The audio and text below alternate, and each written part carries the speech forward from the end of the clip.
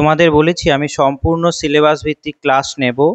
আজকে আমরা পড়ব ভাঁজ, জিওটেকটনিক্স অর্থাৎ ভূগাঠনিক এর মধ্যে ভাঁজ আছে। সেই ভাঁজ থেকে আমরা কি কি পড়ব আজ, খুব দ্রুততার সঙ্গে সিলেবাস আমাদের শেষ করতে হবে। তাই দেখো ভাঁজ থেকে আজকে কি কি পড়ব। ভাঁজ থেকে আমরা পড়ব ভাঁজ বলতে কি বোঝায়,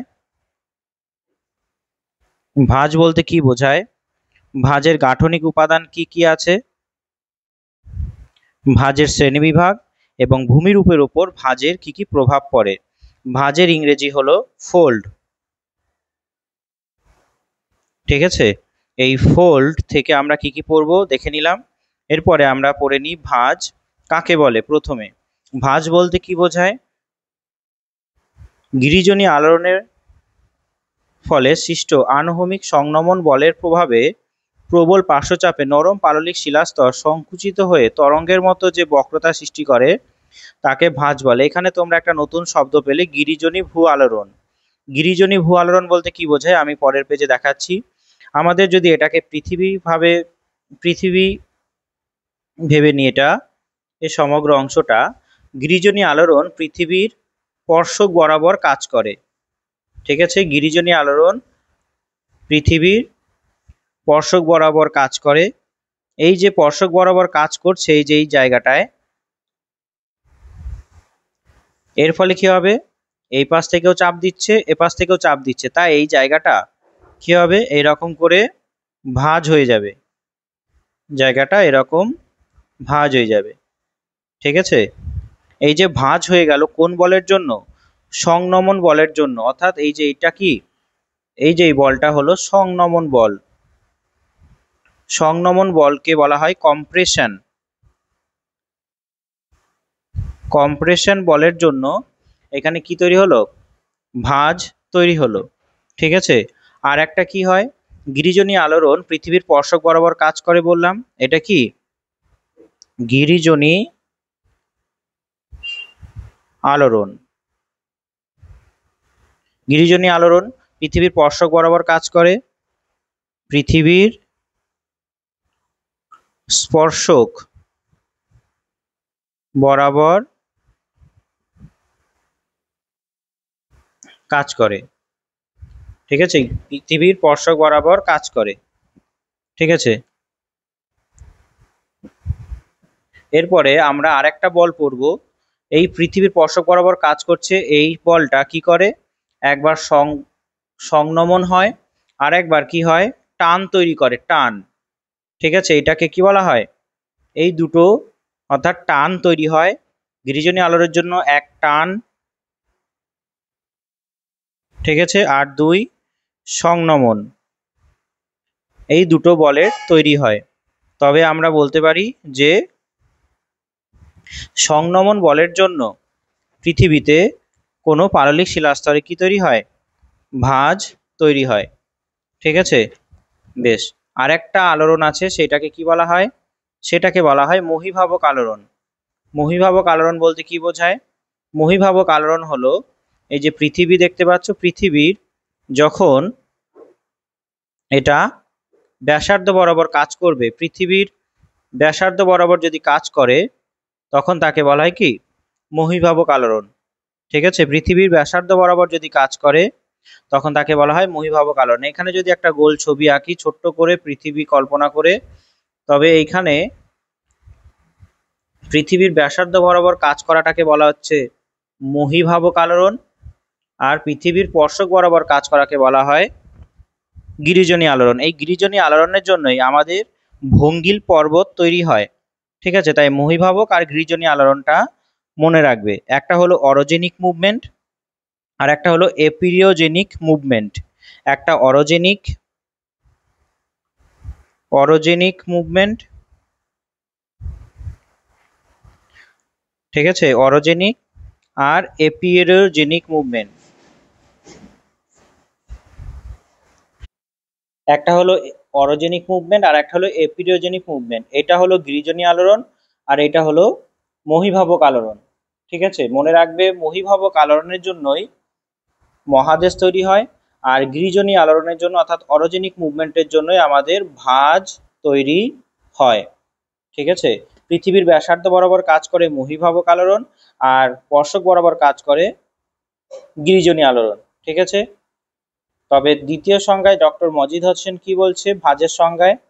মজিদ হোসেন বলছে যে, মজিদ হোসেনের ভাষায় ভাঁজ হলো ভূপৃষ্ঠের শিলাস্তরে সৃষ্ট এক বিশেষ ধরনের বক্রতা যা সংনমন জনিত বলের প্রভাবে উৎপন্ন হয়। কেমন সংনমন বল? সংনমন বল কিসের জন্য তৈরি হলো? গিরিজনী আলোড়নের জন্য তৈরি হলো। ঠিক আছে, গিরিজনী আলোড়নের জন্যই এই সংনমন বলটা তৈরি হয়। বেশ, এরপরে ভাঁজের আমরা গাঠনিক উপাদান হিসাবে পড়ব। প্রথম ভাঁজের গাঠনিক উপাদান হিসাবে আমরা পড়ব ঊর্ধ্বভঙ্গ। ঊর্ধ্বভঙ্গ বলতে বোঝায়, এখানে ভাঁজের একটা ছবি আছে দেখতে পাচ্ছ। এই যে ভাঁজ, এই যে শিলাস্তর প্রথমে সমান্তরালই ছিল, কিন্তু দুই পাশ থেকে এইখান থেকে চাপ আসার জন্য, সংনমন বলের জন্য কি হয়েছে, এইখানে শিলাস্তরটা এরকম উঁচু হয়ে গেছে আর এক জায়গায় নিচু হয়ে গেছে। ঠিক আছে, এটাই হলো ভাঁজ। বোঝা গেছে? এই ভাঁজের জন্যই আমাদের ভঙ্গিল পর্বত তৈরি হয়। এই সংনমন বলের জন্যই আমাদের ভঙ্গিল পর্বত হিসাবে তৈরি হয়েছে কি হিমালয় পর্বত। ঠিক আছে, ভাঁজের যে অংশটা নিচু হয়ে থাকে এই অংশটা হলো অধভঙ্গ, আর যে অংশটা উঁচু হয়ে থাকে সেটা হলো ঊর্ধ্বভঙ্গ। ঠিক আছে, এইখানে ভাঁজের গাঠনিক উপাদানের মধ্যে আমাদের এই দুটো উপাদানই আছে। যে ঊর্ধ্বভঙ্গ বলতে বোঝায় ভাঁজের যে অংশ উপরের দিকে উলম্ব হয়ে অবস্থান করে তাকে বলা হয় ঊর্ধ্বভঙ্গ, অর্থাৎ এই যে এই অংশটা হলো ভাঁজের ঊর্ধ্বভঙ্গ। আর অধভঙ্গ কোনটা? ভাঁজের যে অংশটা অবতল আকারে অবস্থান করে তখন তাকে বলা হয় কি অধভঙ্গ। বোঝা গেছে? এরপরে আমি এখানে ছবি দেখিয়েছি, দেখো। এইখানে পরীক্ষায় প্রশ্ন আসতে পারে যে এই যে ঊর্ধ্বভঙ্গ যেটা ঊর্ধ্বভঙ্গ আছে এর নতি নতি পরস্পর কি দুদিকে। এই দিকে একটা নতি, নতি বলতে কি বোঝায়? একটা নির্দিষ্ট ভাঁজ যে কোণে হেলে থাকে। এই যে ভাঁজ, এটা একটা ভাঁজ, এই ভাঁজটা এই দিকে একটা কোণ। ঠিক আছে, এইটা সমান্তরালে যদি ধরা হয় এই দিকে একটা কোণ,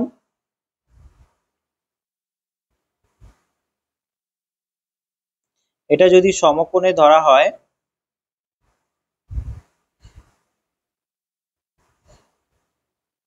তাহলে এই দিকে একটা কোণ তৈরি হয়েছে, এই দিকে আর একটা কোণ তৈরি হয়েছে, তাহলে ভাঁজের দুই নতি বা কোণ দুদিকে আছে। তাই এখানে মনে রাখবে ঊর্ধ্বভঙ্গে বিপরীতমুখী নতি। পরীক্ষায় প্রশ্ন দিতে পারে যে ঊর্ধ্বভঙ্গের নতি কোন দিকে হেলে থাকে? দুটোই দুদিকে। ঠিক আছে, ঊর্ধ্বভঙ্গে ভাঁজের যে নতি সেটা দুদিকে থাকে, আর ভাঁজের যখন অধভঙ্গ তৈরি হবে তখন ভাঁজের এই নতি কি থাকবে?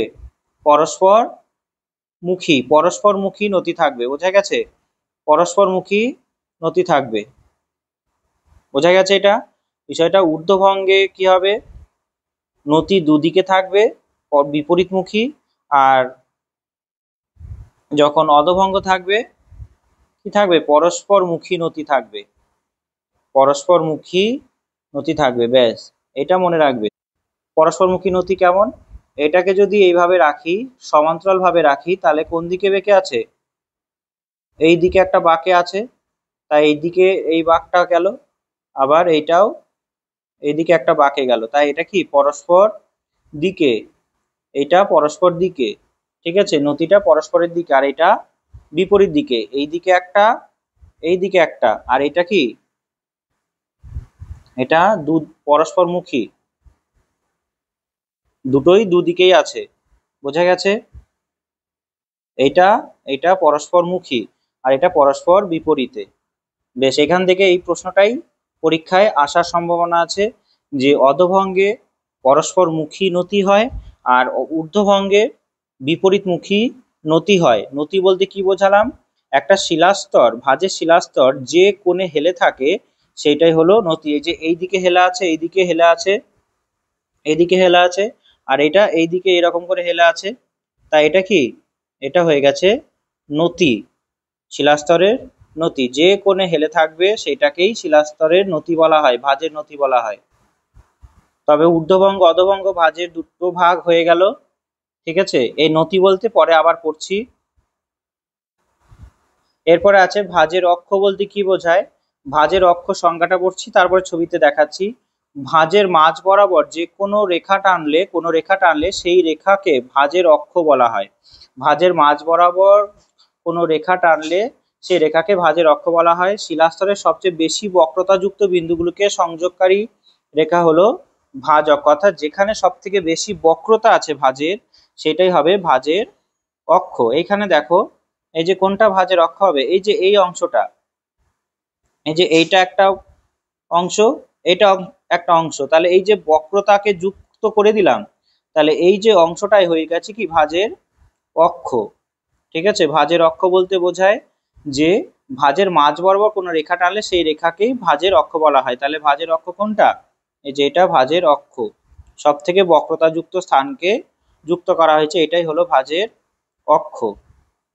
আর অক্ষতল কি, আর অক্ষতল হলো এই যে এই বরাবর যদি আমি কেটে দিই, ওই বরাবর যদি কেটে দিই, এই অংশটা কেটে দিই ভাঁজটাকে, তাহলে কি হয়ে যাবে, এই অংশটা হয়ে যাবে ভাঁজের অক্ষতল। অর্থাৎ অক্ষতল বলতে বোঝায় ভাঁজের অক্ষ বরাবর যে তল ভাঁজটিকে সমান দুটি ভাগে বিভক্ত করে, তখন সেটাকে বলা হয় কি ভাঁজের অক্ষতল। এই যে যে বরাবর আমরা প্রথমে ডট টানলাম, এই যে ধরে নাও এটা হলো ভাঁজের অক্ষ, বক্রতাযুক্ত স্থানকে যুক্ত করলাম।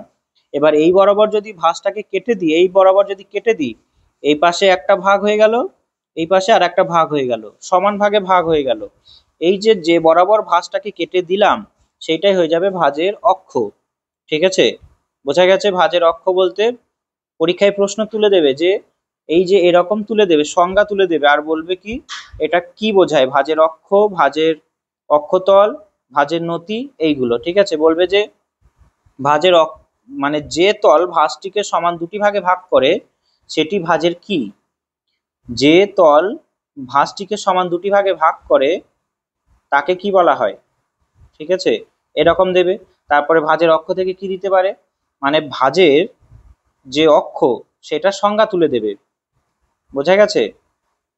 বলবে যে শিলাস্তরের সবচেয়ে বেশি বক্রতাযুক্ত বিন্দুগুলিকে যোগ করলে কি পাওয়া যায়, শিলাস্তরের সবচেয়ে বেশি বক্রতাযুক্ত বিন্দুগুলিকে যোগ করলে কি পাওয়া যায়, সেটা হবে কি উত্তর ভাঁজের অক্ষ। এরকম সংজ্ঞা তুলে দেবে আর তোমাদের উত্তর করতে হবে। বোঝা গেছে। এরপরে ভাঁজের বাহু আছে। ভাঁজের বাহু কি বলছে, ভাঁজের অক্ষের দুপাশে দুটি অংশের নাম কি ভাঁজের বাহু।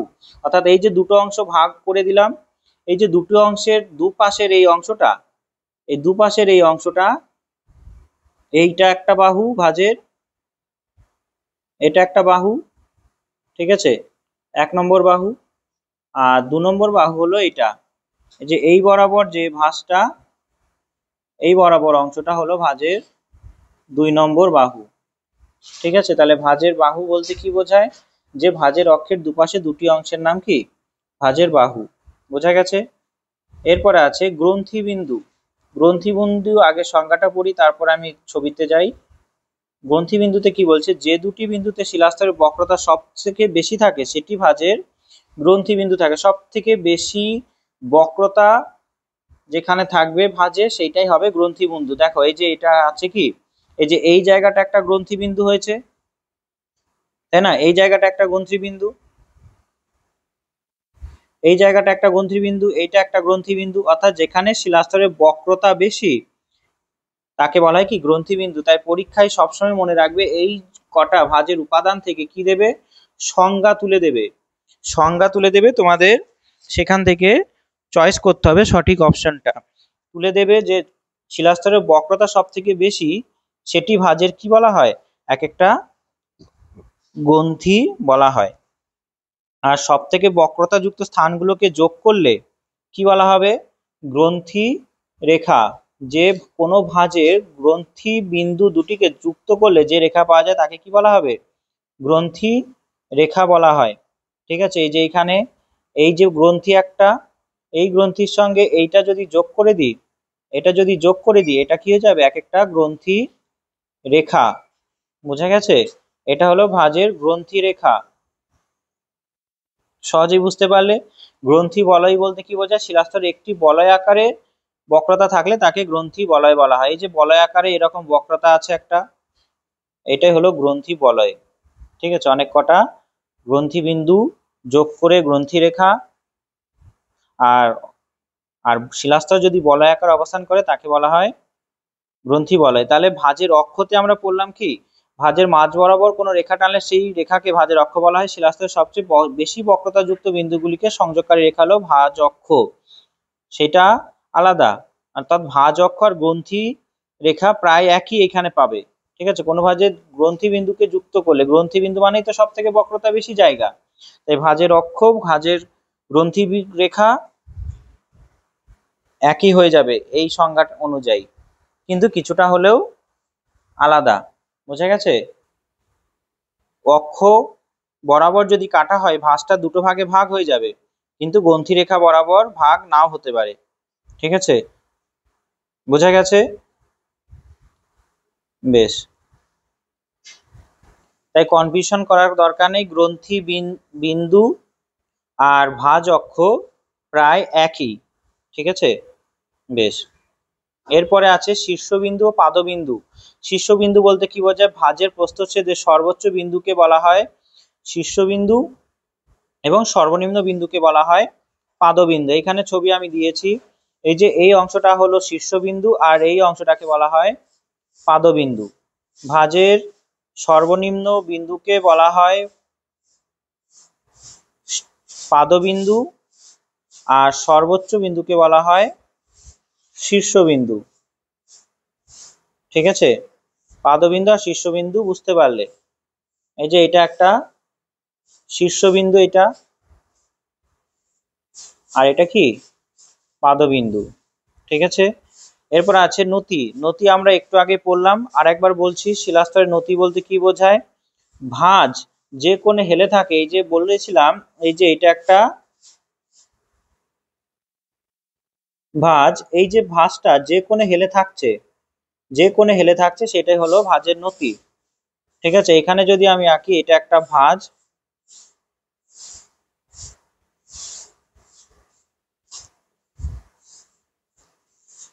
ভাঁজ, শিলাস্তরের ভাঁজের বাহুগুলি যে কোণে হেলে থাকে সেটাকেই বলা হয় কি? ভাঁজের নতি। এই যে এটা একটা ভাঁজ হয়ে গেল। ঠিক আছে, ভাঁজ নতি হয়ে গেল, সরি, এটাই শিলাস্তরের একটা ভাঁজ, আর এই যে এই কোণটাকেই বলা হচ্ছে কি? ভাঁজের নতি। এই আলফা বিটা যাই হোক দাও, এটা হলো ভাঁজের নতি। শিলাস্তর ও স্তরায়ন্তল অনুভূমিক তলের সঙ্গে যে কোণে হেলে থাকে তাকে বলা হয় নতি। এবার এখানে অনুভূমিক তল বলতে কি বোঝায়? অনুভূমিক তল বলতে এই যে এই অংশটাকে বোঝায়। অনুভূমিক তল বলতে বোঝায় এই অংশটা, দেখাচ্ছি আমি, এই অংশটাকে বোঝায়, এই অংশটা হলো অনুভূমিক তল। এই অনুভূমিক তলের সঙ্গে ভাঁজের অক্ষগুলো যে কোণে হেলে থাকে, শিলা অক্ষ নয়, শিলা স্তরায়ন্তল যে কোণে হেলে থাকে তাকে বলা হয় নতি। আর একবার বলি, এটা শিলার স্তরায়ন্তল, শিলার অনুভূমিক তল। ঠিক আছে, এটা আঁকলাম আমি। আর এই যে ইয়েলো কালার যেটা দেখছো, এই যে ইয়েলো কালার, এই অংশটা হলো ভাঁজের শিলার স্তরায়ন্তল। ঠিক আছে, এই অংশটা হলো ভাঁজের স্তরায়ন্তল। এবার এই স্তরায়ন্তলের সঙ্গে অনুভূমিক তল যে কোণে হেলে থাকবে, এই যে কোণটাকে বলা হয় কি? ভাঁজের অক্ষ। বোঝা গেছে? এরপর আছে কি? আয়াম। তাই পরীক্ষায় প্রশ্ন দেবে যে অনুভূমিক তলের সঙ্গে ভাঁজে যে কোণে হেলে থাকে শিলা স্তরায়ন্তল বা শিলাস্তর বা স্তরায়ন্তল অনুভূমিক তলের সঙ্গে যে কোণে হেলে থাকে তাকে কি বলা হয়? তখন এটা কি হবে? ভাঁজের নতি। নতি মানেই মনে রাখবে কোণ। ঠিক আছে, ভাঁজের কোণ, ডিপ। বেশ, এরপরে 11 বলছে কি? শিলাস্তরের আয়াম। শিলাস্তরের ও স্তরায়ন্তল যে রেখা বরাবর পরস্পরকে ছেদ করে তাকে আয়াম বলা হয়। আর এটা মনে রাখবে, ভাঁজের আয়াম সর্বদা নতির দিকের সঙ্গে সমকোণে অবস্থান করে। কি বলছে? শিলাস্তর ও স্তরায়ন্তল যে রেখা বরাবর পরস্পরকে ছেদ করে। এখানে আমি আয়ামের ছবি দিয়েছি, দেখো, এই যে আয়ামটা হলো এটা, এটা হলো স্তরায়ন্তল। ঠিক আছে, এটা স্তরায়ন্তল। আর কি বলছে? যে রেখা বরাবর পরস্পরকে ছেদ করে তাকে কি বলা হয়? আয়াম। অর্থাৎ এইটা একটা শিলাস্তরের আয়াম, এটা একটা আয়াম, এটা একটা আয়াম, ঠিক আছে। আর এটা সবসময় কি থাকবে, সমকোণে থাকবে। এটা সবসময় সমকোণে থাকবে, কিসের সঙ্গে, সমকোণে থাকবে সবসময় নতির দিকে। নতি, এটা তো নতি আমরা জানি, এটা তো নতি, যে এটা নতি সবসময়, এই নতির দিকে এটা কি সমকোণে আছে, সবসময় সমকোণেই থাকবে। বোঝা গিয়েছে?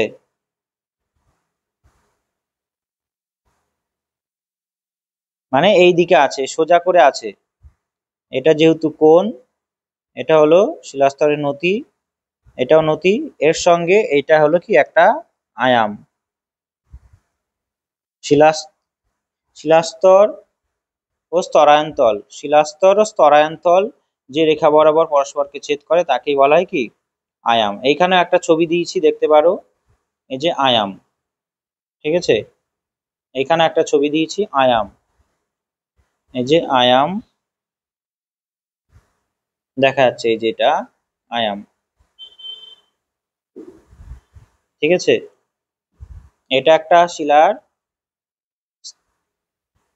স্তরায়ন্তল, এটা হলো শিলাস্তর। এইগুলো এক একটা শিলাস্তর, এই যে এটা এক একটা শিলাস্তর, আর এটা শিলা স্তরায়ন্তল। বোঝা গিয়েছে?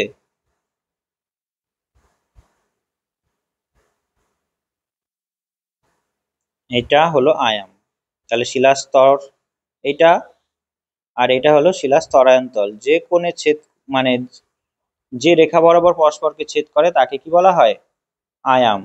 বোঝা গিয়েছে? তাহলে এইখানে তুমি যদি করো, এখানে যদি করো বিষয়টা, আমি আলাদা কালার দিচ্ছি। এই যে ছবিটা, এটা একটা আহ, ভালো হচ্ছে না, দাঁড়াও।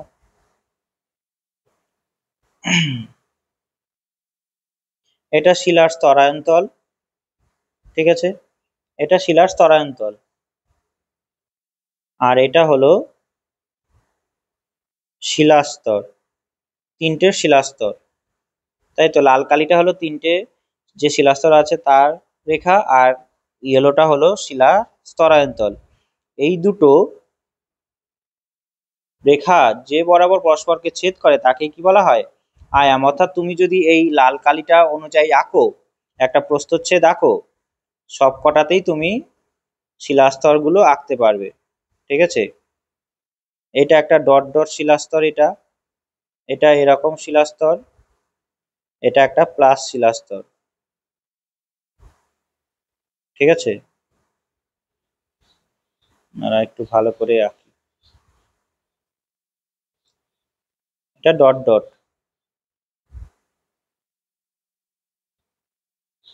এটা হলো মাইনাস মাইনাস, ঠিক আছে, আর এটা হলো প্লাস। বেশ, এরকম করে একটা যদি প্রস্থচ্ছেদ আঁকো, সবার উপরে কোনটা আছে, সবার উপরে আছে ডট ডটটা, তাই ডট ডটটা আগে হবে এরকম, তারপরে হবে কোনটা, এরকমটা, তারপরে সবার নিচে আছে কি প্লাস।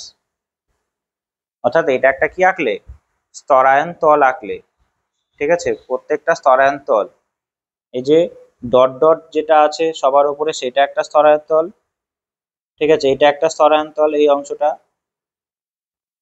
এটা একটা স্তরায়ন তল, এটা একটা স্তরায়ন তল, স্তরায়ন তল বলছি শিলাস্তর, ঠিক আছে। এটা একটা শিলাস্তর, এটা একটা শিলাস্তর, এটা একটা শিলাস্তর, এটা একটা শিলাস্তর। আর যে তল বরাবর একে অপরকে ছেদ করছে এটা হলো শিলার স্তরায়ন্তল, এটা হলো শিলার স্তরায়ন্তল, ঠিক আছে। তাই এখানে এটা একটা শিলাস্তর, এটা একটা শিলার স্তরায়ন্তল, এই যে অংশটা যদি আঁকি এটা একটা শিলা স্তরায়ন্তল। তাই এখানে এই অংশটাই হয়ে যাবে কি ভাঁজের স্ট্রাইক বা আয়াম, ঠিক আছে। সংজ্ঞা মনে রাখবে, পরীক্ষায় কিন্তু আসার সম্ভাবনা স্ট্রাইক এবং নতি থেকেই আসার সম্ভাবনা, ভাঁজ যদি গাঠনিক উপাদান দেয়, ঠিক আছে। ভাঁজের আয়াম সর্বদা নতির দিকে সমকোণে অবস্থান করে, ঠিক আছে, সর্বদা নতির দিকে কি করে অবস্থান করবে, সমকোণে, এটা মনে রাখবে। ঠিক আছে, বেশ। এরপরে উদ্ভেদ বলতে কি বোঝায়? যে শিলাস্তরের যে অংশ ভূপৃষ্ঠে উন্মুক্ত থাকে তাকেই উদ্ভেদ বলে। অতটা গুরুত্বপূর্ণ নয়, শিলাস্তরের যে অংশ উপরের দিকে থাকবে সেটাই হয়ে যাবে কি উদ্ভেদ। বেশ, এরপরে আছে ইনফ্লেকশন বিন্দু। এটাও ইম্পর্টেন্ট, একবার মনে রাখবে, বলে দিই যে ইনফ্লেকশন রেখা আর ইনফ্লেকশন বিন্দু দুটি সংলগ্ন গ্রন্থিরেখার মধ্যবর্তী বাহুর যে বিন্দুতে উত্তল ও অবতল বাঁকের সীমা নির্দিষ্ট হয় তাকে ইনফ্লেকশন বিন্দু বলা হয়। অর্থাৎ উত্তল আর অবতল বাঁকের সীমানা নির্দিষ্ট হলো, উত্তল আর অবতল বাঁকের কি নির্দিষ্ট হলো? সীমানা। অর্থাৎ এইটা কি, এই যে এইটা একটা উত্তল বাঁকের সীমানা নির্দিষ্ট হলো, আর এইখান থেকে এতখানি এটা কি অবতল বাঁক, এই বিন্দু থেকে এই এতখানি কি এটা উত্তল বাঁক, এই বিন্দু থেকে এটা অবতল বাঁক, আবার এই বিন্দু থেকে এতখানি হবে কি উত্তল বাঁক। তাহলে এই যে বিন্দুটাই হলো সীমানা, এই বিন্দুটাই হলো কি সীমানা বা সীমা উত্তল আর অবতল বাঁকের, এটাকেই বলা হয় কি ইনফ্লেকশন বিন্দু। আর এই সবকটাকে যদি যোগ করি, সবকটাকে যদি যোগ করি, এরকম করে যোগ করি, সেটাকে কি বলবো? ইনফ্লেকশন রেখা। এটাকে কি বলবো? ইনফ্লেকশন রেখা। ঠিক আছে, মনে রাখবে উত্তল ও অবতল বাঁকের সীমানা নির্দিষ্ট হয় তাকে কি বলা হয়? পরীক্ষায় কিন্তু দেওয়ার সম্ভাবনা আছে যে ইনফ্লেকশন বিন্দু বলতে কি বোঝায়। এক মনে রাখবে স্ট্রাইক, ঠিক আছে, খুব ইম্পর্টেন্ট। এক মনে রাখবে নতি, আর এখানে ইনফ্লেকশন বিন্দু এবং ইনফ্লেকশন রেখা। উত্তল আর অবতল বাঁকের সীমানা নির্ধারণ করে কি ইনফ্লেকশন বিন্দু, আর এই কটাকে যোগ করলে হয় ইনফ্লেকশন রেখা। এরপরে আকৃতি অনুসারে ভাঁজের শ্রেণীবিভাগ আমরা পড়ব। আকৃতি অনুসারে ভাঁজের শ্রেণীবিভাগের মধ্যে আমরা প্রথমে পড়ব ঊর্ধ্বভঙ্গ। ঊর্ধ্বভঙ্গ মানে আমরা আগেই পড়লাম যে ভাঁজের এই অংশটা হলো ঊর্ধ্বভঙ্গ আর ভাঁজের এই অংশটা হলো অধোভঙ্গ। ঠিক আছে, ঊর্ধ্বভঙ্গ আর অধোভঙ্গ বোঝা গেছে। যদি সংজ্ঞায় বলি, শিলাস্তরে সংনমন বলের প্রভাবে যে অংশটা ওপর দিকে উঠে থাকে, ঠিক আছে, উত্তল হয়ে অবস্থান করে, এটা কিভাবে অবস্থান করছে? উত্তল ভাবে অবস্থান করে, তখন তাকে বলা হয় কি ঊর্ধ্বভঙ্গ। এই দুপাশে চাপ এমন হয়েছে মাঝখানের অংশটা উত্তল হয়ে গেছে, তাই এটা হয়ে গেছে কি ঊর্ধ্বভঙ্গ। আর মাঝখানে চাপ হয়ে যখন নিচে বসে যাবে এটা হবে অবতল। ঠিক আছে, বোঝা গেছে। এবার উদাহরণ হিসাবে আমরা যদি বলি, উদাহরণগুলো এখানে মনে রাখবে বেশি করে। উত্তর আমেরিকার মধ্য কলোরাডো অঞ্চল, উত্তর আমেরিকার মধ্য কলোরাডো অঞ্চলে এইখানে ঊর্ধ্বভঙ্গ দেখা যায়। ঠিক আছে, আর অধোভঙ্গ হিসাবে কানাডার হাডসন উপসাগর, মেক্সিকো উপসাগর হলো অধোভঙ্গের উদাহরণ। তাই পরীক্ষায় কিন্তু এই উদাহরণগুলো দিয়ে প্রশ্ন দেবে যে উত্তর আমেরিকার মধ্য কলোরাডে ঊর্ধ্বভঙ্গ দেখা যায় আর অধোভঙ্গ দেখা যায় কানাডার হাডসন উপসাগরে বা মেক্সিকো উপসাগরে। ঠিক আছে, বেশ, এইটা বিশেষ করে মনে রাখবে। কানাডার যে হাডসন উপসাগর সেটা কি ধরনের ভাঁজ? অধোভঙ্গ ভাঁজ। বোঝা গেছে। এরপরে বলেছে ঊর্ধ্বভঙ্গ অধোভঙ্গ ধারা। এবার একটা ঊর্ধ্বভঙ্গের মধ্যে এটা একটা ঊর্ধ্বভঙ্গ, এটা একটা ঊর্ধ্বভঙ্গ, এটা একটা অধোভঙ্গ। এবার এই ঊর্ধ্বভঙ্গের মধ্যেই যদি অনেক কটা, এই ঊর্ধ্বভঙ্গের মধ্যেই যদি অনেক কটা এরকম এরকম অবস্থান করে, ঠিক আছে, ঊর্ধ্বভঙ্গের মধ্যেই অনেক কটা অধোভঙ্গ যদি অবস্থান করে, যে এরকম দেখতে পাচ্ছ, এটা এখানে কি একটা, এটা একটা টোটালটা যদি দেখি একটা ঊর্ধ্বভঙ্গ, এরকম একটা ঊর্ধ্বভঙ্গ, আর এটা অধোভঙ্গ, কিন্তু এইখানে ছোট ছোট অনেক কটা কি আছে ঊর্ধ্বভঙ্গ অধোভঙ্গ আছে।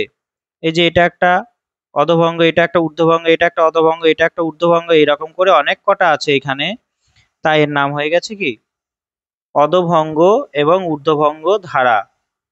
ঠিক আছে, বেশ। এটা কোথায় দেখা যায়? খুব গুরুত্বপূর্ণ, মনে রাখবে। ভারতের আরাবল্লী পর্বতে অসংখ্য ঊর্ধ্বভঙ্গ দ্বারা অধোভঙ্গ ধারা দেখা যায়। পরীক্ষায় আসার মতো একটা প্রশ্ন যে ভারতের ঊর্ধ্বভঙ্গ অধোভঙ্গ ধারা কোথায় আছে? আরাবল্লী পর্বতে অসংখ্য ঊর্ধ্বভঙ্গ অধোভঙ্গ ধারা আছে। ঠিক আছে, ভারতের আরাবল্লী পর্বতে অসংখ্য ঊর্ধ্বভঙ্গ অধোভঙ্গ ধারা আছে। বেশ, কেন হবে এটা? এটা হবে প্রচণ্ড পরিমাণে চাপ হলে এরকম আরো বেশি হয়ে যায়। ঠিক আছে, চাপটা আর একটু বেশি হয়ে গেলে পরবর্তীকালে আরো বেশি হবে। বেশ, এটা ঊর্ধ্ববঙ্গ অধোবঙ্গ ধারা হয়ে গেল। উদাহরণগুলো মনে রাখবে, বিশেষ করে আরাবল্লী পর্বতে এটা দেখা যায়। ঠিক আছে, এরপরে বলেছে অক্ষতলের অবস্থান অনুসারে। অক্ষতলের অবস্থান অনুসারে বলেছে যে ভাঁজের দুপাশের বাহুর সমান কোণে দুই দিকে নত বা হেলে থাকে তাকে প্রতিসম ভাঁজ বলা হয়। সমান কোণে নতি থাকে, ঠিক আছে, সমান কোণে নত থাকবে, সমান কোণে। পৃথিবীতে প্রতিসম ভাঁজ খুবই বিরল, শুধুমাত্র সুইজারল্যান্ডের জুরা পর্বতে এই প্রতিসম ভাঁজ দেখা যায়। ঠিক আছে, সুইজারল্যান্ডে প্রতিসম ভাঁজ দেখা যায়। প্রতিসম ভাঁজের আমি ছবি দেখাচ্ছি। এই যে এটা দেখতে পাচ্ছ, যে এই অংশটা, এই যে ভাঁজের অক্ষ, এটা একটা ভাঁজের অক্ষ, এটাও ভাঁজের অক্ষ। এবার নতি, এই দিকের নতিও 45 ডিগ্রি, এই দিকে নতিও 45 ডিগ্রি, অর্থাৎ সমান কোণে নত থাকলেই তাকে বলা হয় প্রতিসম ভাঁজ। ঠিক আছে, সমান কোণে নত থাকবে। প্রতিসম ভাঁজে কি থাকবে? সমান কোণে নত থাকবে। ভাঁজের দুই বাহু, এই বাহুটাও সমান কোণে আছে, এই যে এই বাহুটা, এই বাহুটাও সমান কোণে নত আছে। ঠিক আছে, এই বাহুটাও সমান কোণেই নত আছে। তাই ভাঁজে যখন সমান কোণে নত থাকবে দুই দিকের অক্ষ, তখন তাকে কি বলা হবে? প্রতিসম ভাঁজ। উদাহরণ হিসাবে মনে রাখবে যে সুইজারল্যান্ডের জুরা পর্বতে এই প্রতিসম ভাঁজ দেখা যায়। ঠিক আছে, তাই পরীক্ষায় প্রশ্ন আসবে যে যে ভাঁজের দুপাশের বাহুর সমান কোণে দুই দিকে নত থাকে তাকে কি বলা হয়? প্রতিসম ভাঁজ। ইংরেজি নাম হলো সিমেট্রিক্যাল ফোল্ড। ইংরেজি নাম কি? Symmetrical fold. এরপরে আছে অপ্রতিসম ভাঁজ। অপ্রতিসম ভাঁজে কি হবে? ভাঁজের অক্ষ অসমান কোণে নত থাকবে। দুটো কি হবে? অসমান কোণে দুদিকে যদি নত থাকে তাকে বলা হয় অপ্রতিসম ভাঁজ। এটা ভাঁজের অক্ষ, এটা ভাঁজের অক্ষ। এই দিকটা হেলে আছে 40 ডিগ্রি, এই দিকটা হেলে আছে 60 ডিগ্রি। ঠিক আছে, তাই এটা কি? এটা হবে একটা অপ্রতিসম ভাঁজ। এই দিকটা একদিকে, এটা কোণ বেশি, এই দিকের কোণটা কম, তাই এটা হয়ে গেছে কি? অপ্রতিসম ভাঁজ। উদাহরণ হিসাবে মনে রাখবে ভারতের শিবালিক ও মধ্য হিমালয়ের অধিকাংশ ভাঁজ হলো অপ্রতিসম ভাঁজ। ঠিক আছে, বেশ। এরপরে আছে আবৃত ভাঁজ। এই যে ভাঁজের ভাগগুলো পড়লাম, এগুলো কি? অক্ষতলের অবস্থান অনুসারে ভাঁজের শ্রেণী বিভাগ, অক্ষতলের অবস্থান অনুসারে। এরপরে আছে আবৃত ভাঁজ। আবৃত ভাঁজের মধ্যে কাকে বলছে আবৃত ভাঁজ? আমি ছবি দেখাচ্ছি পরে। আবৃত ভাঁজের ছবিটা হয়নি, আমি মুখেই বলে দিচ্ছি। কোনো অপ্রতিসম ভাঁজের এক পাশের বাহু অন্য পাশের বাহুর দিকে বেশি ঝুঁকে অবস্থান করলে তাকে আবৃত ভাঁজ বলা হয়। ভারতের দার্জিলিং হিমালয় পার্বত্য অঞ্চলে এই আবৃত ভাঁজ দেখা যায়। অর্থাৎ অপ্রতিসম ভাঁজের এক পাশের বাহু অন্য পাশের বাহুর দিকে বেশি ঝুঁকে অবস্থান করলে, ঠিক আছে, বেশি ঝুঁকে অবস্থান করলে তাকে বলা হয় আবৃত ভাঁজ। আর উদাহরণ হিসেবে মনে রাখবে ভারতের দার্জিলিং হিমালয় পার্বত্য অঞ্চলে আবৃত ভাঁজ দেখা যায়। ছবিটা কেমন হবে আমি একটু দেখাচ্ছি, দেখো। অর্থাৎ দেখো, এই যে এই অংশটা ভাঁজের, এই অংশটা, এই অংশটা ভাঁজের এই অক্ষ বরাবর, এই অংশটা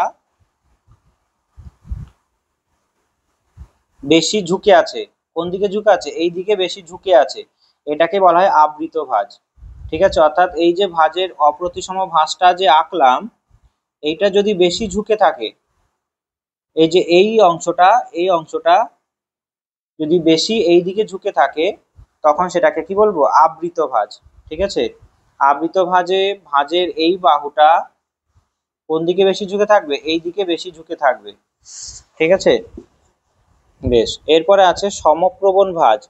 যখন আবৃত ভাঁজে দুই বাহু একই দিকে সমান কোণে অবস্থান করবে তখন তাকে বলা হয় সমপ্রবণ ভাঁজ। ঠিক আছে, যখন কোনো আবৃত ভাঁজে দুই বাহু একই দিকে সমান কোণে অবস্থান করবে, ঠিক আছে, মোটামুটি একই দিকে কোণে অবস্থান করবে সেটাই হয়ে যাবে সমপ্রবণ ভাঁজ,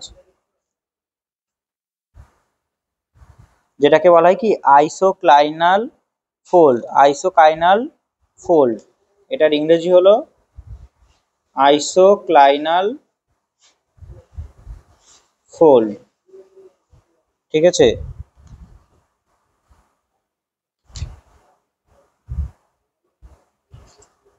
বোঝা গিয়েছে?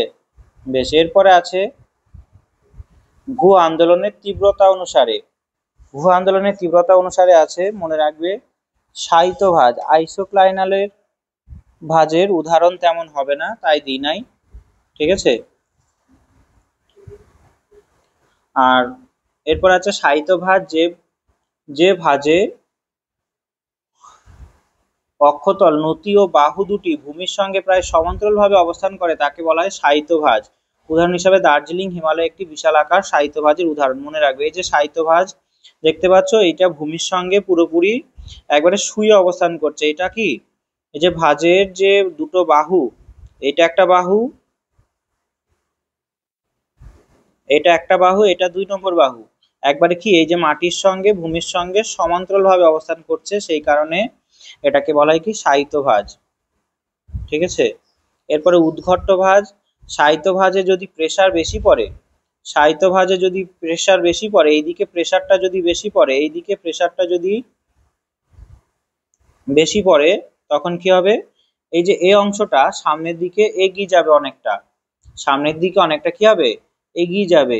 এই যে এই অংশটা এইখানে ছিল, এই অংশটা আর এই অংশটা এক জায়গাতেই ছিল, এটা কি হয়ে গেছে, এতখানি ডিসপ্লেসমেন্ট হয়ে গেছে, এতখানি ডিসপ্লেসমেন্ট হয়ে গেছে, তাই এটাকে কি বলা হয়, উদ্ঘট্ট ভাঁজ বলা হয়। ঠিক আছে, তবে উদ্ঘট্ট ভাঁজ বোঝা গেল যে বলটা এইদিকে ছিল বলে এই যে ভাঁজের এই অংশটা দূরে গিয়ে পড়েছে। ঠিক আছে, বেশ, তাহলে ও শায়িত ভাঁজ মাটির সঙ্গে অনুভূমিকভাবে থাকবে, আর উদ্ঘট্ট ভাঁজ শায়িত ভাঁজেরই একটা বাহু সামনে এগিয়ে গিয়ে পড়বে। ঠিক আছে, বেশ, এরপর আছে ন্যাপ ভাঁজ। ন্যাপ ভাঁজ কি হবে, ন্যাপ ভাঁজে শায়িত ভাঁজটাই, বিশাল আকৃতির শায়িত ভাঁজটাই হবে ন্যাপ ভাঁজ, কিন্তু এক্ষেত্রে শায়িত ভাঁজের বাহু প্রবল অনুভূমিক বলের প্রভাবে ছিন্ন হয়ে বহু দূরে নিক্ষিপ্ত হলে এবং সেখানকার স্থানীয় শিলাস্তরের উপর চাদরের মতো বিন্যস্ত হলে তাকে বলা হয় ন্যাপ ভাঁজ। অর্থাৎ শায়িত ভাঁজেরই একটা রূপ। পরীক্ষায় কেমন প্রশ্ন দেবে, যে ন্যাপ ভাঁজ কিসের মতো, শায়িত ভাঁজেরই একটা ভাগ বা রূপ, যেটা অনেক দূর বিস্তৃত হয়ে যাবে, এই অংশটা কি অনেক দূর বিস্তৃত হয়ে যাবে, আর দূরে বিস্তৃত হয়ে চারপাশের এলাকা জুড়ে চাদরের মতো অবস্থান করবে, এটাই হলো ন্যাপ ভাঁজ। ঠিক আছে, সংজ্ঞা তুলে দেবে বা মেলান্তিও দিতে পারে, তাই সংজ্ঞাগুলো ভালো করে দেখতে হবে আর ছবিগুলো দেখতে হবে, তবেই মনে থাকবে। অর্থাৎ এই অংশটা, ভাঁজের এই অংশটা, এই বাহুটা অনেকটা দূরে বিস্তৃত হয়ে পড়েছে, এই অংশটা আর এই অংশটা এক জায়গাতেই ছিল। দেখো শিলাস্তরগুলো আঁকা আছে, অর্থাৎ এই যে শিলাস্তরের এই অংশটা, শিলাস্তরের এই অংশটা আর এই অংশটা এক জায়গাতেই ছিল, শিলাস্তরের এই অংশটা আর এই অংশটা এক জায়গাতেই ছিল। ঠিক আছে, বেশ, তাহলে ন্যাপ ভাঁজ হয়ে গেল শায়িত ভাঁজেরই একটা রূপ, যেটা ন্যাপ উদ্ঘট্ট ভাঁজটাই যদি অনেকটা দূর পর্যন্ত বিস্তৃত হয় তাকে বলা হয় কি ন্যাপ ভাঁজ, ন্যাপ। ঠিক আছে, বেশ, এরপরে আছে একনত ভাঁজ। একনত ভাঁজ বলতে কি বোঝায়, এটা শিলাস্তরের বাঁকের ভিত্তিতে। আর ন্যাপ ভাঁজ, উদ্ঘট্ট ভাঁজ কি করলে, ভূ আন্দোলনের তীব্রতা অনুসারে, যত বেশি ভূ আন্দোলন হবে তত বেশি মাটির সঙ্গে শুয়ে থাকবে, আর আরো চাপ বাড়লে উদ্ঘট্ট হবে, আরো চাপ বাড়লে সেটা ন্যাপ ভাঁজের মতো অনেক দূর বিস্তৃত হয়ে পড়বে। তাই ভূ আলোড়ন এর তীব্রতা অনুসারেও ভাঁজকে এই কটা ভাগে ভাগ করা হয়, শায়িত ভাঁজ, উদ্ঘট্ট ভাঁজ আর ন্যাপ ভাঁজ। বেশ, এরপরে আছে শিলাস্তরের বাঁকের ভিত্তিতে। একদিকে যদি শিলাস্তরের বাঁক বা হেলে থাকে সেটাকে বলা হয় কি একনত ভাঁজ। যখন শিলাস্তরগুলি একদিকের নতি বিশিষ্ট হয়ে থাকে তখন তাকে কি বলা হয়, একনত ভাঁজ। উদাহরণ হিসাবে গাড়োয়াল হিমালয় একনত ভাঁজ দেখা যায়। শায়িত ভাঁজ কোথায়, ন্যাপ ভাঁজ কোথায় দেখা যায়, ভারতের কাশ্মীর, সিমলা, গাড়োয়াল প্রভৃতি এই ভাঁজের উদাহরণ। ঠিক আছে, আর উদ্গট্ট ভাঁজ কোথায় দেখা যায়? বলকান রোডস পর্বতের উদাহরণ, মনে রাখবে এগুলো, ঠিক আছে। আর সাহিত্য ভাঁজ দেখা যায় দার্জিলিং হিমালয়ে একটি বিশাল আকারের সাহিত্য ভাঁজ আছে। উদাহরণটা মনে রাখবে বা লিখে নিতে পারো উদাহরণগুলো, ঠিক আছে। দার্জিলিং হিমালয়ে একটি বিশাল আকারের সাহিত্য ভাঁজ আছে। আর কাশ্মীরের সিমলা, গাড়োয়াল প্রভৃতি অঞ্চলে স্ন্যাপ ভাঁজ আছে। একনত ভাঁজ কোথায় দেখা যায়? কাশ্মীরের হিমালয়ে গাড়োয়ালেও একনত ভাঁজ দেখা যায়। একদিকে নত আছে, নতটা কোন দিকে? একটা দিকে, ঠিক আছে, একদিকে নত আছে, এইদিকে নত আছে।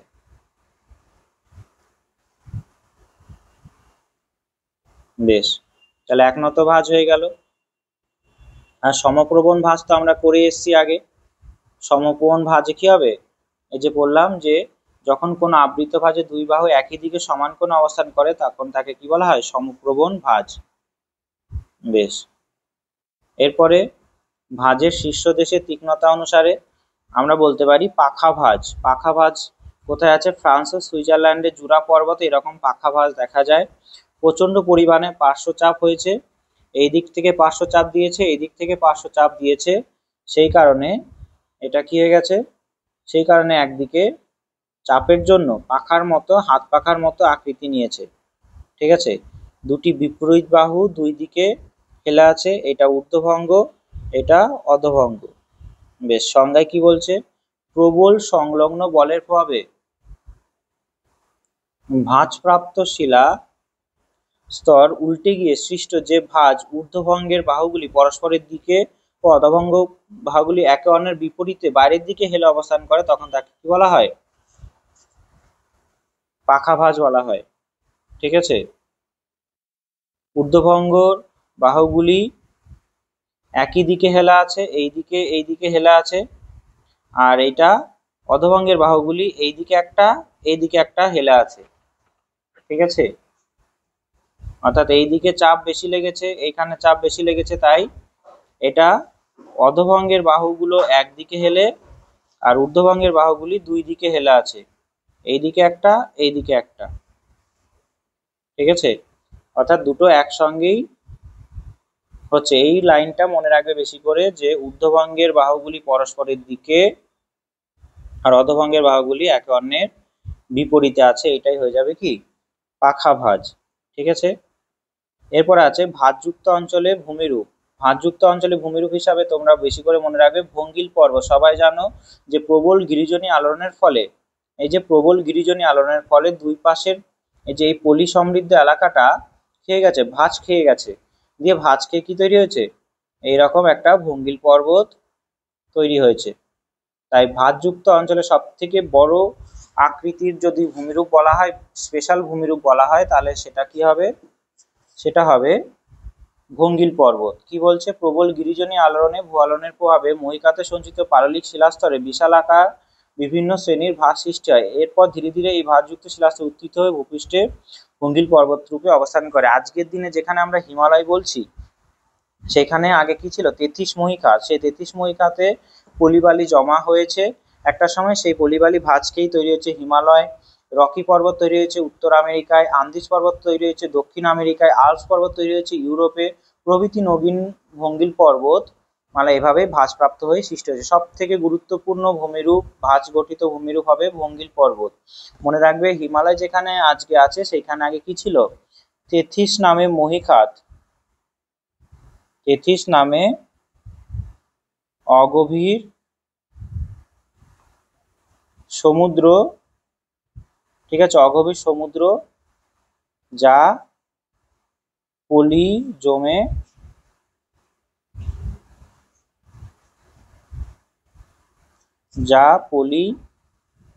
ভাঁজ খেয়ে পর্বত তৈরি হয়েছে। 33 নামে অগভীর সমুদ্র, 33 নামে অগভীর সমুদ্র যেটাকে কি বলা হয়? মহীখাত। মহীখাতের ইংরেজি হলো জিওসিনক্লাইন, জিওসিনক্লাইন, ঠিক আছে। তবে বুঝতে পারলে যে ভাঁজযুক্ত অঞ্চলে ভূমিরূপ হিসাবে প্রথম তৈরি হবে ভঙ্গিল পর্বত, ঠিক আছে। কিভাবে তৈরি হবে আমি একটা ছবি আঁকছি, দেখাচ্ছি। আমাদের যে হিমালয় পর্বত তৈরি হয়েছে সেখানে আগে কি ছিল, এরকম এরকম আগে তেথিস নামে মহীকাত ছিল। এখানে শিলাস্তর জমেছে একটা সময়, পলিস্তর জমা হয়েছে, ঠিক আছে, এরকম করে পলিস্তর জমা হচ্ছিল, এরকম করে পলিস্তর জমা হয়েছে। এই পলিগুলো পরবর্তীকালে ভাঁজ খেয়ে এইখান থেকে ইউরেশীয় পাত, ইউরেশিয়া পাত, আর এখান থেকে ভারতীয় বা ইন্দো অস্ট্রেলিয়া পাত, ভারতীয় পাত চাপের ফলে, চাপ দেওয়ার ফলেই বর্তমানে কেমন হয়েছে, বর্তমানে এই জায়গাটা এরকম এরকম ভাঁজ খেয়ে একটা ভঙ্গিল পর্বত তৈরি হয়েছে।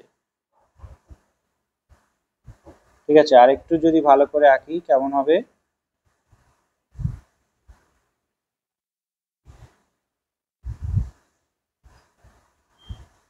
ঠিক আছে, এরকম ভঙ্গিল পর্বত তৈরি হয়েছে। বোঝা গিয়েছে? তাহলে এই পাশ থেকে চাপ দিয়েছে একটা পাত, সে পাতের নাম কি, ইউরেশীয় পাত, আর একটা ভারতীয় পাত, ঠিক আছে, দিয়ে ভাঁজ খেয়ে এরকম ভঙ্গিল পর্বত তৈরি হয়েছে। পৃথিবীর রকি আন্দিস আল্পস এইভাবেই তৈরি হয়েছে। আমরা যখন পরের ক্লাসে মাউন্টেন বিল্ডিং যে তত্ত্বগুলো আছে সেগুলো পড়বো তখন একটা আলোচনা করবো আরো, ঠিক আছে। ঊর্ধ্ববঙ্গ শৈলশিরা আর অধবঙ্গ শৈলশিরা, ঊর্ধ্ববঙ্গ শৈলশিরা অধবঙ্গ শৈলশিরার ছবি দেখতে পাচ্ছ এখানে, যে এটা একটা অধবঙ্গ শৈলশিরা তৈরি হয়েছে, এটা একটা ঊর্ধ্ববঙ্গ। তাহলে এ পয়েন্টটা হলো ঊর্ধ্ববঙ্গ, বি পয়েন্টটা হলো অধবঙ্গ শৈলশিরা, ভাঁজ খেয়ে এটা তৈরি হয়েছে, ঠিক আছে। কি বলছে সংজ্ঞায়, সংজ্ঞায় বলছে যে পাললিক শিলাস্তর প্রবল পার্শ্বচাপের ফলে প্রথম অবস্থায় তরঙ্গায়িত ভূমিরূপ সৃষ্টি হয়, ঠিক আছে, এরকম একটা তরঙ্গায়িত ভূমিরূপ তৈরি হয় জাস্ট। পরবর্তীকালে চাপ বৃদ্ধি পেলে, আরো যখন চাপ বৃদ্ধি পাবে, ঊর্ধ্বভঙ্গের উচ্চতা ধীরে ধীরে বৃদ্ধি পেতে থাকে, একসময় এই স্থানে শৈলশিরা সৃষ্টি হয়। আবার দুটি ঊর্ধ্বভঙ্গের মধ্যবর্তী অধোভঙ্গী নদী হিমবাহ প্রাকৃতিক শক্তির প্রভাবে উপত্যকা গড়ে ওঠে।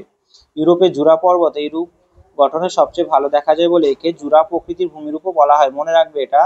এইখানে পরবর্তীকালে আরো চাপ বাড়ে, দিয়ে জায়গাটা কেমন হয়ে যায়, জায়গাটা এরকম উঁচু নিচু হয়ে যায়, ঠিক আছে, জায়গাটা এরকম উঁচু নিচু হয়ে যায়। তাহলে এটা হয়ে গেছে ঊর্ধ্বভঙ্গ, আর এটা হয়ে গেছে ঊর্ধ্বভঙ্গ, আর এইখান দিয়ে, এই যে জায়গাটা দিয়ে, এখান দিয়ে অনেক আবার নদীও প্রবাহিত হয়, দিয়ে এটা আরো ক্ষয় করে নিচু করে দেয়, ঠিক আছে। আমেরিকা যুক্তরাষ্ট্রের মধ্যাংশে উটা এবং ওহিও প্রদেশেও এই ভূমিরূপ দেখা যায়। তাহলে ঊর্ধ্ববঙ্গ আর অধবঙ্গ শৈলশিরাও তৈরি হয়। বেশ, এরপরে আছে কি, এরপরে আছে ঊর্ধ্ববঙ্গ উপত্যকা এবং অধবঙ্গ শৈলশিরা। ঊর্ধ্ববঙ্গ উপত্যকা অধবঙ্গ শৈলশিরাকে কি বলা হয়, বৈপরীত্য ভূমিরূপ বলা হয়। মনে রাখবে, বৈপরীত্য ভূমিরূপ বলা হয়। এই যে এই জায়গাটা মনে রাখবে, আগে এরকম উঁচুই ছিল, এই জায়গাটা আগে এরকম উঁচু ছিল, ঠিক আছে, এই যে লাল কালারে যেটা আঁকছি এরকম উঁচুই ছিল এই জায়গাটা, এই জায়গাটা এরকম উঁচুই ছিল, কিন্তু কি হয়েছিল, যে এই জায়গাটায় আরো চাপ বৃদ্ধি পাওয়ার জন্য, চাপ বৃদ্ধি পাওয়ার জন্য এখানে কি তৈরি হয়েছে, টানের তৈরি হয়েছে, টান, টান তৈরি হওয়ার জন্য এই জায়গাটা কি হয়ে গেছে, এই জায়গাটা এরকম করে ভঙ্গুর হয়ে গেছে, এই জায়গাটা অনেকটা ভঙ্গুর মানে কি নরম শিলাদার, নরম হয়ে গেছে জায়গাটা, ফাটল তৈরি হয়েছে, নরম হয়ে গেছে, দিয়ে কি হয়ে গেছে, এই যে জায়গাটা, এই টোটাল জায়গাটা এই জায়গাটা ক্ষয়প্রাপ্ত হয়ে গিয়েছে। তাহলে এটা একটা ঊর্ধ্ববঙ্গ ছিল, এই ঊর্ধ্ববঙ্গটা ক্ষয়প্রাপ্ত হয়ে গেল। এই ক্ষয়প্রাপ্ত হয়ে যাওয়ার পরে এখন বর্তমানে বর্তমানে কি হয়েছে, বর্তমানে এখানে আর ঊর্ধ্ববঙ্গ দেখা যাচ্ছে না, এই জায়গাটা ক্ষয়প্রাপ্ত হয়ে নিচু হয়ে গিয়েছে, ক্ষয়প্রাপ্ত হয়ে নিচু হয়ে গিয়েছে, এই যে এরকম নিচু হয়ে গেছে। কিন্তু অধোভঙ্গ যেটা ছিল সেটা কিন্তু ক্ষয়প্রাপ্ত হয়নি, কারণ সেটা ক্ষয় পাওয়ার মতো কোনো পরিস্থিতি হয়নি, কারণ এখানে এখানে কোনো ফাটলও তৈরি হয়নি, এই জায়গাটায়, এই জায়গাটায় কোনো ফাটলও তৈরি হয়নি, ঠিক আছে, টানও তৈরি হয়নি, সেই কারণে এই জায়গাটা ক্ষয়প্রাপ্ত না হয়ে দাঁড়িয়ে ছিল। কিন্তু এই জায়গাটা, সরি এই জায়গাটা নয়, ভুল বলছি, এই জায়গাটা ক্ষয়প্রাপ্ত না হয়ে দাঁড়িয়ে আছে। ঠিক আছে, ক্ষয়প্রাপ্ত না হয়ে দাঁড়িয়ে আছে, কিন্তু এই যে এই পাশের অংশটা, এই দুপাশের অংশটা ক্ষয়প্রাপ্ত হয়ে নিচু হয়ে গিয়েছে, এইটাও ক্ষয়প্রাপ্ত হয়ে নিচু হয়ে গিয়েছে। তার কারণ এই জায়গাটায় অনেক কটা টানের জন্য নরম হয়ে গেছে শিলা, তাই এটা ক্ষয়প্রাপ্ত হয়ে নিচু হয়ে গেছে। আর অধভঙ্গ যেটা ছিল সেটা উঁচু হয়ে অবস্থান করছে, তাই এটাকে কি বলা হয়? বৈপরীত্য বা উল্টানো ভূমিরূপ। পরীক্ষায় ভীষণ ভীষণ ইম্পর্টেন্ট পয়েন্ট এটা। ঠিক আছে, তাহলে বৈপরীত্য বা উল্টানো ভূমিরূপে উপত্যকা কোথায় দেখা যাবে? উপত্যকা দেখা যাবে ঊর্ধ্বভঙ্গে, উপত্যকা দেখা যাবে। বৈপরীত্য ভূমিরূপে ঊর্ধ্বভঙ্গে উপত্যকা দেখা যায়, আর অধভঙ্গে শৈলশিরা দেখা যায়। এই যে এটা অধভঙ্গ, এই অংশটা অধভঙ্গে শৈলশিরা, আর ঊর্ধ্বভঙ্গে উপত্যকা। শৈলশিরা কোথায় দেখা যাবে? অধভঙ্গে।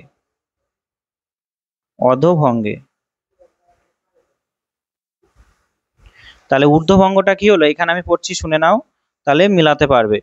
বলছে যে ভাঁজ সৃষ্টির সময় প্রবল পার্শ্বচাপের ফলে ঊর্ধ্বভঙ্গে শীর্ষদেশে শিলাস্তরের টানের সৃষ্টি হয়। এই টানজনিত বলের প্রভাবে শীর্ষদেশে শিলাস্তরে ফাটলের সৃষ্টি হয় এবং শিলাস্তরের দুর্বল ও শিথিল হয়ে পড়ে। এই যে যেখানে ঊর্ধ্বভঙ্গ ছিল সেই জায়গাটা কি হয়? দুর্বল ও শিথিল হয়ে পড়ে টানের জন্য। অন্যদিকে অধভঙ্গ সংনমন বল ক্রিয়া করায় অধভঙ্গের শিলাস্তরের তুলনায় মোটা হয়ে থাকে, অর্থাৎ ঊর্ধ্বভঙ্গের তুলনায় গাঠনিক দিক দিয়ে কি হয়? সবল হয় বা শক্ত হয়। এই যে অধভঙ্গের অংশটা শক্ত বেশি, ফলে প্রাচীন ভাঁজযুক্ত অঞ্চলে দীর্ঘকালীন ক্ষয়ের ফলে ঊর্ধ্বভঙ্গ হবে।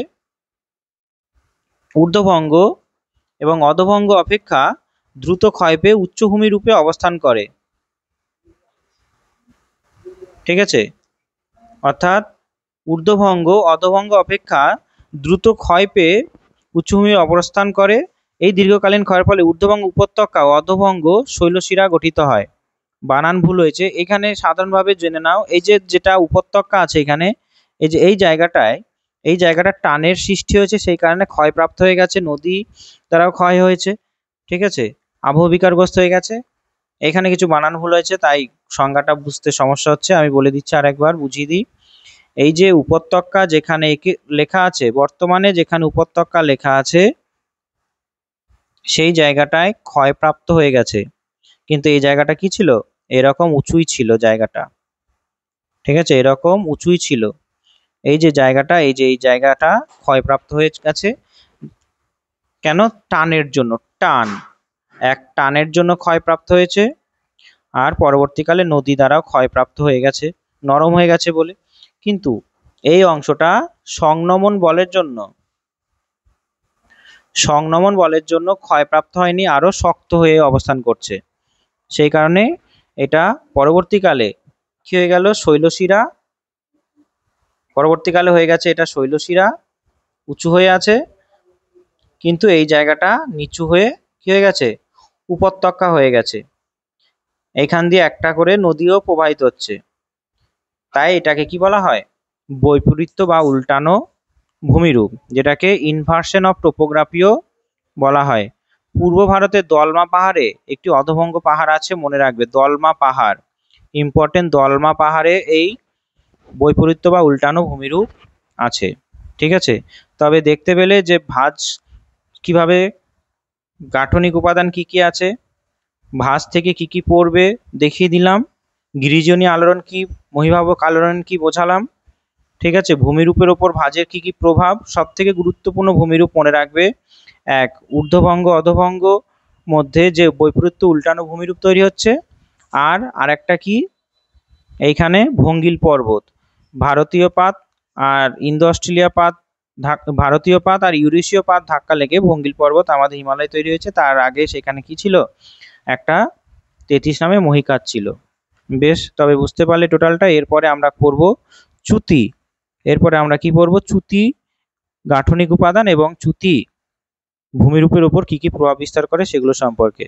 তবে আজকের জন্য এইটুকুই। ভালো থাকবে। জয় হিন্দ, জয় ভারত।